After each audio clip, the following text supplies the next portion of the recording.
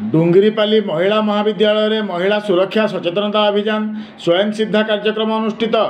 सूचना अनुसार आज अपराह्न प्राय 2 घंटा पर्यंत सुवर्णपुर जिला डुंगरीपाली महिला महाविद्यालय ठारे महिला सुरक्षा सचेतनता अभियान स्वयं सिद्धा कार्यक्रम अनुष्ठित हो एक भव्य स्वागत संबर्धना ज्ञापन पूर्वक कॉलेज गेट्रु मुख्य अतिथि सुवर्णपुर जिलापाल श्रीजुक्त नूपराज साहू एवं सम्मानित अतिथि जिला आरक्षी अधीक्षक श्रीजुक्त नारायण नायक को विद्यालय छात्री माने पाछटी आनी मंचस्थल को मंचासीन अतिथि मानू पुष्पगुच्छ एवं उपढौकन दे छात्री माने स्वागत संबर्धना ज्ञापन करथिले।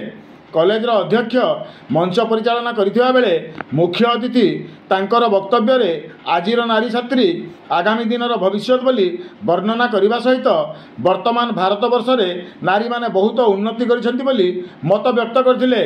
शिक्षा होची सही माध्यम जहाँकि नारी माननकु उच्च शिखर को पहुँचाई पारिबो बोली कहिथिले।